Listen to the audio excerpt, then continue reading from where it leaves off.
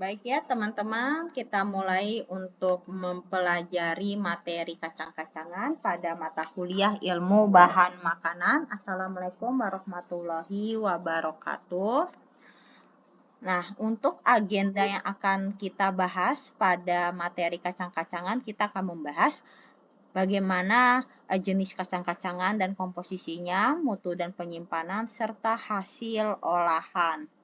Nah, ini jenis kacang-kacangan seperti yang telah kita ketahui ya, untuk kacang-kacangan sendiri ini jenisnya ada terbagi menjadi dua, ada kelompok polong atau famili leguminosa, serta ada kelompok yang bukan leguminosa ya, yang artinya kelompok polong ini masuknya dia famili Fabaceae seperti itu ya.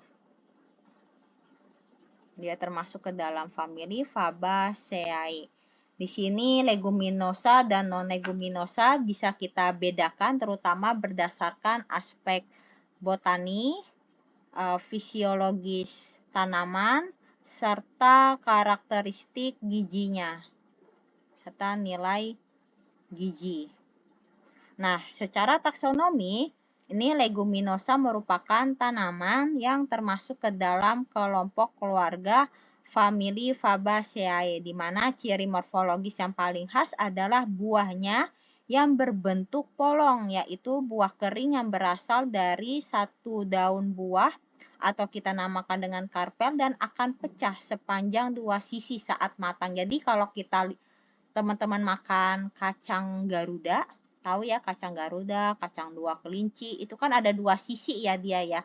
Ada dua sisi yang bisa dipecahkan dan tiap sisinya itu, tiap isinya itu ada misalnya lebih dari satu butir. Biasanya ada yang 2, 3, kalau lagi beruntung kita dapat 4 butir. Tapi yang satu juga ada Bu, ada, tapi minor. Nah, pada umumnya kalau yang si polong-polongan ini dia isinya ini lebih dari satu biji seperti itu. Nah, contoh tanaman leguminosa yang umumnya teman-teman konsumsi, yang umumnya kita konsumsi seperti kacang kedelai, Glycine max, ada juga kacang tanah, Arachis hypogea, ada juga kacang hijau. Ya, ada kacang merah juga termasuk polong-polongan. Ada kacang tanah, ada kacang hijau. Jadi kalau kacang tanah seperti kacang Garuda, seperti kacang dua kelinci. Kalau kedelai ini kalau teman-teman pernah mengkonsumsi edamame. Nah, kalau edamame ini kan dalam satu untayan ini ada beberapa isi ya. Bisa 2, 3, sampai 4 isinya seperti itu. Nah, lalu yang non-leguminosa seperti apa, Bu? Nah, contohnya itu kayak kacang mede, kayak kacang walnut, ada kacang almond juga. Jadi kalau teman-teman pernah mengkonsumsi kacang almond, jadi kan dia dalam satu bulir, ya udah ketika kita pecahkan dia cuma satu isinya seperti itu. Nah, ada juga kelompok non-leguminosa yang di luar famili Fabaceae, dan dia tidak menghasilkan buah polong. Kalau ini kan dia kelompoknya bukan leguminosa tapi masih merupakan jenis kacang-kacangan yang bukan leguminosa dan bukan kacang-kacangan, yaitu ya seperti serealia yang akan kita pelajari setelah materi kacang-kacangan. Lalu bagaimana perbedaan mendasar antara legum sama non-legum? Nah, terletak pada kemampuan fisiologis tanamannya dalam mengelola atau dalam mengolah nitrogen. Nah, leguminosa dia memiliki yang namanya nodul. Nodul itu bintil akar yang terbentuk melalui simbiosis dengan bakteri pengikat nitrogen seperti bakteri Rhizobium. Nah, bakteri Rhizobium ini mampu mengonversi nitrogen bebas yang ada di atmosfer menjadi NH3 atau amonia yang dapat dimanfaatkan tanaman untuk sintesis asam amino dan protein. Dan kemampuan fiksasi nitrogen biologis inilah yang menjadikan si leguminosa berperan penting dalam meningkatkan kesuburan tanah dan sering dimanfaatkan dalam sistem rotasi tanaman. Dan sebaliknya kalau si non-leguminosa dia tidak memiliki kemampuan tersebut sehingga sangat bergantung pada ketersediaan nitrogen dari tanah atau pupuk eksternal untuk mendukung pertumbuhannya. Lalu dari sisi nilai gizi yang ketiga, perspektif komposisi kimia dan nilai gizi, leguminosa umumnya dikenal sebagai tinggi protein ya, sumber protein nabati. Protein nabati yang tinggi, yaitu kandungan proteinnya berkisar antara 20-40%. Ada nggak Bu yang paling tinggi di antara semua kacang-kacangan? Ada. Dia masuknya kelompok kacang kedelai hitam, yaitu tinggi sekali ya, hampir 39% kadar proteinnya. Dan ini nilai protein tergantung dari jenis kacang-kacangan. Selain itu, si leguminosa juga sangat kaya akan asam amino lisin. Ya, asam amino lisin ini kan asam amino esensial yang sangat dibutuhkan oleh tubuh kita. Karena apa dibutuhkan? Karena tubuh kita tidak mampu untuk mensintesis asam amino lisin karena dia masuknya kan asam amino esensial. Lalu si legum ini juga kaya akan serat, juga kaya akan berbagai senyawa bioaktif seperti isoflavon pada kedelai. Namun pada kelompok ini juga mengandung faktor anti gizi atau anti nutrisi seperti senyawa fitat dan inhibitor tripsin yang dapat mempengaruhi daya cerna dan daya serap atau kita sebut bioavailabilitas zat gizi. Nah, kalau si non-legum, contohnya misalnya yang bukan leguminosa dan bukan kacang-kacangan seperti serealia, dia lebih dominan sebagai sumber karbohidrat kompleks khususnya pati ya. Lalu kandungan proteinnya juga rendah, hanya sekitar 14% dan asam amino pembatasnya yaitu lisin kalau pada anggota serealia yang non-legum, non-kacang-kacangan. Tapi kalau non-legum dan kacang-kacangan tetap protein menjadi sumber gizi utamanya. Nah, seperti itu ya. Sehingga perbedaan antara leguminosa dan non-leguminosa tidak hanya kita lihat dari sifatnya secara botani atau morfologis, tetapi juga mencakup aspek fisiologis dan nilai gizinya juga ya. Oke, kita lanjut di materi kacang-kacangan, yaitu kacang kedelai. Nah, sebelumnya saya ingin menyampaikan sekilas terkait bagaimana sih karakteristik dari kacang-kacangan. Kacang-kacangan ini kita sebut juga sebagai tadi ya polong-polongan yang termasuk famili leguminosa yang berjenis biji dan buah. Kacang-kacangan jenis biji merupakan buah yang bersel tunggal dan bijinya juga tunggal, dan kacang ini biasanya digambarkan sebagai buah kering dengan biji yang dapat dimakan dan kulit luar yang keras seperti kacang tanah ya yang selama ini pernah kita konsumsi. Strukturnya hampir sama dengan struktur serealia. Kacang-kacangan mengandung sedikit sekali glukosa. Dia sedikit glukosa, fruktosanya juga sedikit, tetapi dia kaya akan kandungan oligosakarida. Oligosakarida yang seperti jenisnya oligosakarida jenisnya seperti rafinosa, ada juga stakiosa dan verbacosa. Nah, kenapa sih kita sebut kacang-kacangan ini cocok untuk prebiotik? Karena si kacang-kacangan mengandung oligosakarida yang cukup tinggi seperti rafinosa, stakiosa, dan verbacosa. Nah, oligosakarida ini tidak dapat dicerna. Selain itu juga kandungan senyawa bioaktif lainnya seperti isoflavon, adanya antosianin, saponin, dan serat pangan. Dan berbagai macam jenis kacang-kacangan yang paling familiar untuk dikonsumsi yaitu si kacang kedelai. Ada kacang hijau, ada kacang tanah, ada kacang merah. Oke, kita masuk di kacang kedelai. Kacang kedelai apalagi sudah diolah ya menjadi tempe, itu memiliki nilai gizi yang sangat tinggi dan sangat laku tidak hanya di negara Indonesia tapi di luar Indonesia seperti Jepang, Amerika juga memang mereka belajar dari kita bagaimana sih cara memproduksi tempe yang memang kaya akan vitamin B12 atau cyanokobalamin, serta juga ada yang namanya bakteri dia Klebsiella pneumonia, di mana Klebsiella pneumonia ini kalau di Indonesia dia hadir di tempe bukan karena kita yang menambahkan, tetapi karena kondisi lingkungan kita yang kurang hygiene, jadinya ada tuh muncul Klebsiella pneumonia, dan alhamdulillahnya si Klebsiella pneumonia ini memberikan manfaat positif buat tubuh kita.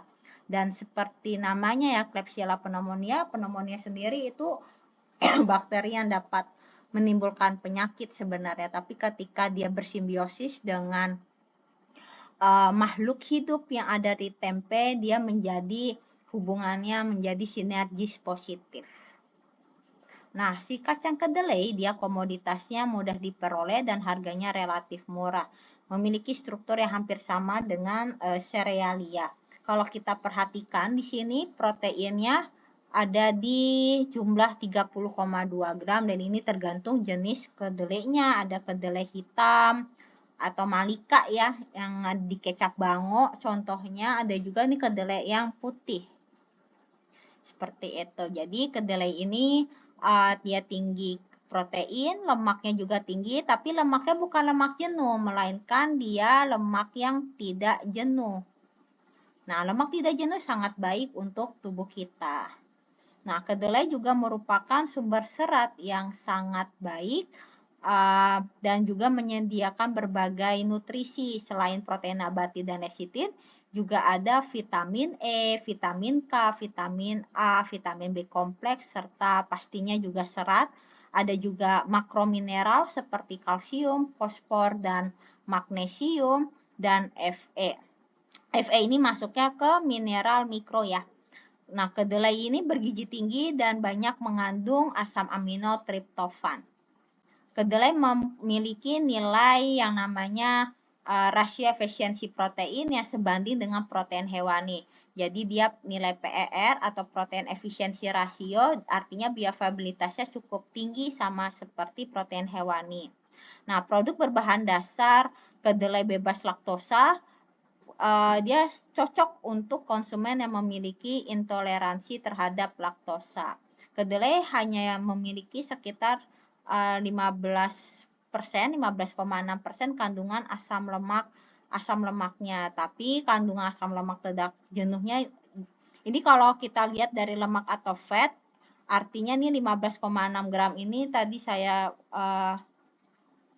kurang tepat dalam menyampaikan. Lemak atau fat ini artinya dia masih yang tidak jenuh, tapi kalau yang asam lemak tidak jenuh dia kisaran di 24% untuk MUFA, 61% dia di PUFA. PUFA itu asam lemak tidak jenuh ganda, sementara MUFA itu monounsaturated fatty acid, asam lemak yang tidak jenuhnya itu dia cuma satu rantai.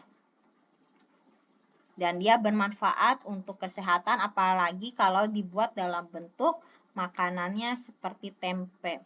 Saya sebutkan misalnya contohnya isoflavon. Ada di situ fungsi kesehatannya sebagai esterogenik, hipokolesterolemia, mencegah kanker seperti kanker usus, kanker payudara, usus besar, dapat menjaga kesehatan tulang, meningkatkan fungsi saluran pencernaan, dan dapat meningkatkan metabolisme lemak. Di sini kita bisa lihat komposisi kedelai dan olahannya. Ada kedelai, ini artinya sari kedelai. Kurang tepat ketika kita membilang dia susu kedelai karena dia tidak punya ambing. Teman-teman bisa lihat, bisa kita bandingkan antara sari kedelai, tahu, dan kecambah. Ya, ini bisa kita lihat di sini kandungan gizi sari kedelainya jauh lebih tinggi ketika kedelai tersebut sudah diolah. Karena apa? Kandungan fitatnya sudah hilang ketika dibuat menjadi sari kedelai, sehingga protein-proteinnya ini bebas dari senyawa anti gizi atau anti nutrisi, dan protein yang tadinya terikat sama jaringan jadi terbebas sama jaringan sehingga dapat meningkatkan kadar proteinnya hingga 38% pada sari kedelai. Ada asam lemak tak jenuh tunggal atau MUFA 4% dan PUFA-nya sebesar 10,7% dengan pembagian linoleat omega 6 9,8 dan omega 3-nya di 0,9. Kita lihat seratnya juga tinggi 22 gram atau 22%. Lalu kita lanjut. Nah, bagaimana sih cara memilih kacang kedelai yang baik? Kita pilih nih kedelainya yang warnanya seragam, bebas hama dan penyakit, bersih dari bahan kimia, pastinya tidak apek. Kalau dia apek berarti penyimpanannya yang salah. Tidak berbau asam atau bau asing. Dan untuk kriteria khususnya bisa kita lihat di kriteria mutu pada tabel SNI berikut. Mutu 1 dia yang mutunya paling baik. Mutu 2 yang B aja, mutu 3 ya ala kadarnya. Mutu 1 ini yang high grade, dia yang grade-nya tinggi. Kita bisa lihat semakin kecil kadar air maka mutunya semakin tinggi. Kenapa? Karena mikroba dia tidak akan berenang bebas pada mutu 1. Karena kadar airnya juga maksimal di 13%. Semakin rendah kadar air, semakin tinggi masa umur simpannya. Terus maksimal kotorannya 1%, butir rusak maksimal 2%, butir keriput tidak boleh ada pada grade tinggi, butir belah hanya 1%. Kalau ada butir warna lain tidak diizinkan untuk kacang kedelai yang grade tinggi. Nah, bagaimana dengan teknologi pasca panen kedelai? Ada 5 tahapan, yaitu yang pertama pengeringan dengan menggunakan brangkasan. Nah, pengeringan dengan brangkasan ada 2 cara, ada secara alami terus yang kedua pakai para-para. Kalau misalnya musim kita kemarau, bolehlah kita lakukan secara alami. Tapi kalau musim hujan kayak sekarang, biasanya para petani menggunakan para-para bertingkat. Nah, pengeringan secara alami, si kedelai dijemur langsung di bawah sinar matahari, dan ini dapat dilakukan di atas lantai, dijemur atau menggunakan alas plastik, dan sebaiknya kita pilih yang warna hitam atau gelap untuk mempercepat pengeringan karena hitam ini kan menyerap energi panas. Brangkasan kedelai yang baru dipanen ini tidak boleh ditumpuk ya dalam timbunan yang besar, terutama pada musim hujan untuk mencegah terjadinya kerusakan biji akibat kelembaban yang tinggi. Lalu ada juga pengeringan dengan menggunakan para-para apabila panenan dilaksanakan pada saat musim hujan. Si para-paranya dibuat bertingkat. Nah, brangkasan kedelai ditebar merata di atas para-para. Nah, dari bawah dialirkan panas dari sekam untuk menurunkan kadar air. Brangkasan dianggap cukup kering bila kadar airnya ini telah mencapai kurang lebih 18%. Lalu di sini ada tujuannya pengeringan brangkasan memudahkan pembijian. Pengeringan biji untuk tujuan perdagangan biar umur simpannya lama. Nah, untuk pengeringan sendiri untuk mencapai kadar air rendah sehingga baik untuk disimpan. Penjemuran matahari atau pengeringan buatan bisa kita lakukan dengan pembijian pada kadar air kurang lebih 17%. Baik untuk perdagangan, untuk itu kadar airnya 13-14%, tapi kalau kita tujuannya untuk disimpan si kedelainya, maka kadar airnya harus kurang dari 9%. Lalu ada pembijian dapat dilakukan dengan pemukul atau digebuk atau dengan mesin thresher. Ini udah modern. Digebuk atau dipukul, ini artinya brangkasan yang cukup kering di atas lantai dijemur atau alas lain atau dialas dengan menggunakan yang lain, dipukul dengan karet ban dalam sepeda atau kain untuk menghindarkan terjadinya biji pecah, karena kalau semakin banyak biji pecah grade-nya semakin rendah. Biji yang terlepas dari polong itu ditampung atau ditampi, lalu biji dijemur sampai kadar air mencapai kurang lebih 14%, lalu disimpan dalam wadah atau karung yang bebas hama atau penyakit. Bisa juga pembijian ini menggunakan alat mekanis atau power thresher yang digunakan untuk padi. Jadi power thresher yang digunakan untuk padi bisa kita gunakan untuk kedelai juga ya.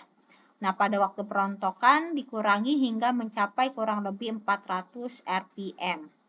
Kadar air yang tinggi ini tidak diizinkan untuk pembijian karena dapat mengakibatkan biji rusak dan peralatan tidak dapat bekerja dengan baik, sehingga berangkasan kedelai yang dirontokkan dengan power thresher hendaknya tidak boleh terlalu basah. Yang ketiga ada proses pembersihan, yaitu dengan cara ditampi. Tampi terbuat dari anyaman bambu berbentuk bulat dan diberi bingkai penguat seperti tampi-tampi di rumah tangga. Lalu yang kedua dengan mesin pembersih atau winnower. Pada mesin ini merupakan kombinasi antara ayakan dengan mesin blower. Keempat, pengemasan dan pengangkutan. Biji kedelai yang telah bersih disimpan dalam wadah yang bebas hama dan penyakit seperti karung goni atau plastik atau bakul. Jadi setelah biji kedelai telah bersih, disimpan dalam wadah bebas hama, selanjutnya diangkut pada jarak jauh. Hendaknya dipilih jenis wadah atau kemasan yang kuat. Terakhir adalah penyimpanan, di mana tempat penyimpanan harus teduh, kering, dan bebas hama penyakit. Disimpan kadar airnya harus di kisaran 9-14%. Tapi khusus untuk biji yang akan dijadikan benih, kadar airnya harus kurang dari 9%. Dengan cara seperti ini, biji dapat disimpan lebih dari 4 bulan. Lalu kita juga bisa ya mengkombinasi teknik penyimpanannya agar si kedelainya ini semakin tahan lama umurnya. Kita bisa menggunakan dengan teknik penyimpanan pada kadar air yang rendah di kisaran 9-13% menggunakan kemasan, lalu kita simpan pada wadah atau ruang yang bersih, lalu kita turunkan kelembaban ruang simpan, relatif humidity-nya kita turunkan, kita beri aerasi, lalu kita berantas hamanya secara periodik. Terus, lalu ada juga ya bagaimana sih cara lain untuk penyimpanan kacang kedelai, biji-bijian khususnya kedelai ini bisa kita simpan di luar ruangan atau dalam kondisi tertutup. Pada kedua jenis penyimpanan ini, keberadaan udara di dalam ruang penyimpanan akan sangat memudahkan memasukkan kotoran, hama, dan penyakit, sehingga umur simpan kedelai dapat diperpanjang dengan berbagai cara atau kombinasi seperti yang telah disebutkan, seperti penggunaan kemasan, penggunaan kedelai yang bersih dan bebas hama, pengurangan kelembapan ruang penyimpanan atau RH-nya diatur, pembersihan kipas ventilasi, dan pemusnahan hama dan penyakit. Bisa juga kita simpan di kedap udara untuk mengurangi aktivitas biologis dan kondisi lingkungan. Hal ini juga dapat mengurangi ketersediaan oksigen sehingga mengurangi kontaminasi dari hama, serangga, jamur, bakteri, dan kotoran. Nah, kita juga bisa pengurangan oksigen atau penambahan CO2 yang dapat menghentikan pernafasan hama dan benih sehingga menjamin kualitas dari biji atau benih kedelai. Lalu untuk hasil olahannya dapat kategori fermentasi. Contoh produknya ada tempe natto, ini yang dulu sempat viral ya, produk khas Jepang dan ini sangat baik untuk kesehatan. Kecap, tauco, dan miso. Dan ada produk non-fermentasi seperti tahu, susu kedelai, kacang sangrai. Kategori ekstraksi ada IPK, isolat protein kedelai, ini biasanya ditambahkan pada produk nugget atau bakso untuk mengenyalkan si bakso. Ada sari kedelai dan lecitin, ada juga produk minyak seperti minyak kedelai, kesehatan, ada susu kedelai, tempe natto, antioksidan yang kaya antioksidan contohnya miso dan tauco, dan produk modern isoprotein, susu kedelai fortifikasi, serta yogurt. Lalu kita lanjut pada kacang tanah. Nah, kacang tanah sendiri merupakan tanaman legum yang paling banyak dibudidayakan. Kacang tanah juga merupakan komoditas kedua terpenting di Indonesia setelah kedelai, di mana tanaman perdu ini berasal dari benua Amerika yang tumbuh dia kisaran tingginya 30 hingga 50 cm dengan daun-daun yang kecil yang tersusun dalam kelompok. Nah, ini kita bisa lihat kandungan gizi dari kacang tanah. Total lemaknya sekitaran di 75% dengan lemak jenuhnya di 7 gram ya per 100 gram. Kolesterolnya pasti tidak ada kalau di nabati. Kolesterol, kole ini hewani ya. Kalau dari tanaman itu fitosterol namanya. Sodiumnya 18 mg, potasium 705 mg. Kita lihat proteinnya cukup tinggi di 26%. Kacang tanah yang rusak, dia mengandung racun yang disebut aflatoksin. Ini ya kacang tanah yang kalau pahit, hitam-hitam, itu sudah terkontaminasi Aspergillus flavus. Aspergillus flavus ini dia menghasilkan metabolit yang bernama aflatoksin. Jadi ini dia racun. Kalau misal kebanyakan bisa menimbulkan kita pusing bahkan kematian. Nah, secara komersil kacang tanah ini digunakan untuk produksi minyak. Dan produksi samping kacang tanah mengandung banyak zat bermanfaat seperti adanya protein, adanya vitamin, mineral makro, mineral mikro, serat, polifenol, antioksidan yang dapat digunakan sebagai bahan tambahan dalam banyak makanan olahan. Dan baru-baru ini ya diketahui kacang tanah mengandung senyawa seperti senyawa resveratrol, terus ada juga asam fenolik, flavonoid, dan fitosterol yang berfungsi untuk menghentikan penyerapan kolesterol dari makanan hewani. Kacang tanah juga merupakan sumber dari koenzim yang namanya Q10. Kacang tanah juga mengandung 20 asam amino dengan arginin yang paling tinggi. Nah, senyawa bioaktif pada kacang tanah dikenal memiliki kemampuan untuk mencegah penyakit dan berpotensi untuk meningkatkan umur simpannya. Lalu bagaimana dengan profil lemak dari kacang tanah? Dia 50% MUFA atau asam lemak tak jenuh tunggal dan ada 33% paraformaldehid dan 14% asam lemak jenuhnya. Lalu bagaimana syarat mutu? Nih sama ya, kalau yang satu ini grade tinggi, kadar air maksimumnya 8%, kotorannya maksimum 1%, polong keriput maksimum 2%, polong rusak maksimum 0,5%, polong berbiji 1 maksimumnya hanya 3% dan rendemen minimum 65%. Semakin banyak rendemen maka semakin bagus grade-nya. Lalu bagaimana cara memilih kacang tanah yang baik? Jika kacang dibeli dalam kulitnya maka kerusakannya akan lebih lambat. Cara terbaik untuk membeli kacang-kacangan dengan cara ini kita harus perhatikan label kadaluarsa yang menunjukkan apakah masih dalam berbentuk biji atau sudah dikupas. Jika memungkinkan sebaiknya kita membeli kacang dari petani, pemasok untuk menjamin kualitasnya. Kacang juga tidak dapat dijamin bersih jika dibeli dari wadah atau lemari yang tertutup dan saat membeli pastikan kulit atau cangkangnya masih utuh. Dan sebaiknya membeli kacang yang sudah dikelupas dalam porsi kecil serta kita simpan langsung di tempat yang sejuk dan kering. Bagaimana penanganan pasca panennya? Yang pertama, perontokan polong. Akar dan polong dikeringkan dan daun untuk pakan. Dan kemampuan tenaga kerja biasanya nih manual ya, antara 2-4 kg polong per jam per orang. Pengeringannya bisa dijemur di lantai atau semen dengan alas tikar dari anyaman. Kalau kondisi terik, penjemurannya itu berlangsung 5-6 hari. Cukup untuk mencapai kadar air 10-15%. Tapi pada saat panen, kadar air kacang tanah polong ini mencapai 35-50%.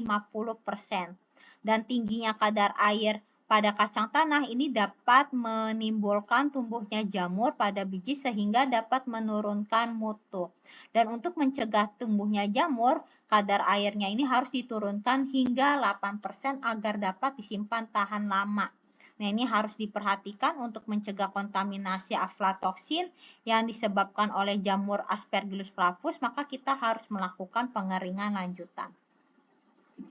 Lalu next, pengupasan bisa menggunakan tangan dengan memerlukan 5-10 kali jumlah tenaga, atau dengan pengupas manual ya, tenaga penggerak manusia, dan mekanis tenaga penggerak mesin. Bagaimana dengan teknik penyimpanannya?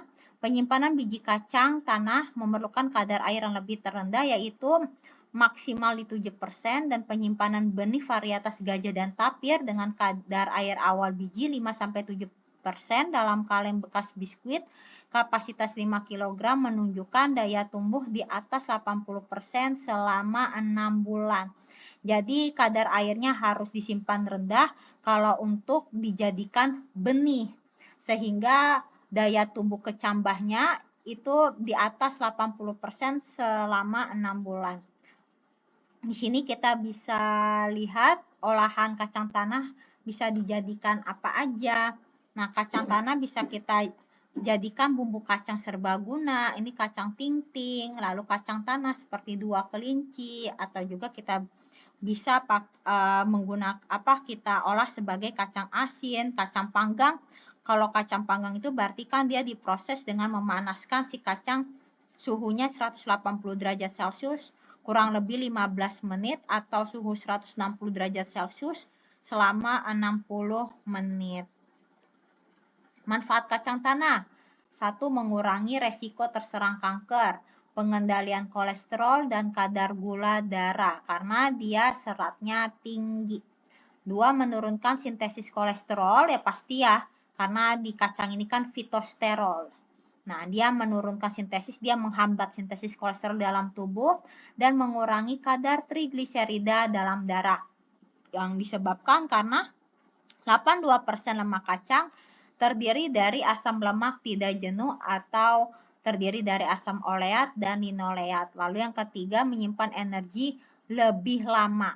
Dan ini berperan dalam nilai indeks glikemiknya yang rendah, seperti itu. Jadi dia ketika kita makan kacangnya kan ada pasti kadar glukosanya rendah.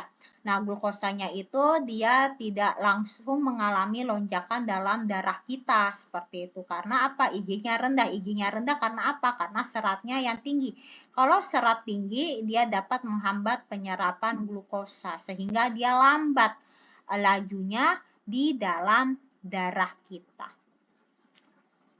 Next, kacang hijau ya. Kacang hijau ini salah satu tanaman semusim yang umurnya ini pendek. Tanaman ini juga disebut tanaman geram hijau dan mangbin. Dan ini termasuk jenis tanaman palawija. Tanaman kacang hijau ini masuk dalam juga polong-polongan dan tanaman berbentuk semak atau perdu yang dikenal luas di daerah tropis. Kalau di Indonesia, kacang hijau ini tanaman legum ketiga yang paling penting. Dia tinggi zat gizi ya. Kalau ibu-ibu nih biasanya untuk kasih makan anaknya biasanya bubur kacang hijau karena dia tinggi protein, tinggi serat, tinggi asam lemak tidak jenuhnya juga. Proteinnya 24%. Kacang hijau tadi sudah disebutkan ya, berbentuk bulat atau lonjong, berwarna hijau serta terdiri dari 3 bagian utama yaitu kulit, kotiledon, dan lembaga. Bagaimana dengan syarat mutunya nih? High grade maksimal 13%, butir masaknya maksimal 1%, butir warna lain maksimal 1%, butir pecah maksimal 2%, kotoran nggak boleh ada, dan lolos ayakan maksimal 1%. Syarat mutu umum harus bebas dari hama penyakit, bebas bau busuk, asam apek, dia suhunya normal, dan bebas dari bahan kimia insektisida dan fungisida. Bagaimana dengan penanganan pasca panen? 1. Perontokan, bisa secara manual atau mesin langsung di sawah. Lalu ada pembersihan dan sortasi, yaitu dengan membersihkan biji rusak akibat hama, biji pecah, atau biji yang ukurannya terlalu kecil. Lalu kita sortasi, warnanya tidak sesuai dengan varietas. Pengeringan dilakukan sampai kadar air 9-12%. Saat dijemur harus sering dilakukan pembalikan 2-3 jam. Pengemasan menggunakan bahan kedap udara untuk menghambat masuknya uap air dari luar dan disimpan di dalam ruangan beralas kayu agar terhindar dari serangan tikus. Dan kalau mau nyimpan benih, maka kita harus menyimpan benih pada ruang sendiri untuk menghindari terjadinya lembab. Lalu kita bisa lihat ya olahan kacang hijau. Nah, hasil olahan kacang hijau paling banyak ini kita buat sebagai bubur. Bisa juga ditanam jadi tauge, ini sari kacang hijau, dan bisa dijadikan sebagai pati kacang hijau atau soun contohnya. Nah, kacang hijau ini dapat kita jadikan susu atau puding, di mana kecambahnya si tauge ini merupakan bentuk olahan yang paling banyak di pasaran, dikonsumsi sebagai sayuran. Kacang hijau juga dapat dibuat dalam bentuk tepung sebagai tepung komposit ya untuk membuat makanan bayi, beragam kue dan roti, tiwul instan, bihun, bahkan nugget. Pati atau han kue juga merupakan hasil olahan dari kacang hijau ya, dan digunakan sebagai bahan pembuatan bihun atau soun serta campuran berbagai kue dan roti. Namun pada produk han kue ini masih sedikit pengembangannya di Indonesia. Lalu bagaimana manfaat dari kacang hijau? Kacang hijau ini dapat bermanfaat untuk memperlancar pencernaan karena seratnya yang tinggi, dapat menurunkan kolesterol tubuh, mencegah anemia karena dia tinggi protein 24% dan tinggi zat besi, serta mengandung fitonutrien seperti antiinflamasi, antimikroba, dan ini berdampak positif untuk meningkatkan sistem kekebalan tubuh kita. Seperti itu ya teman-teman untuk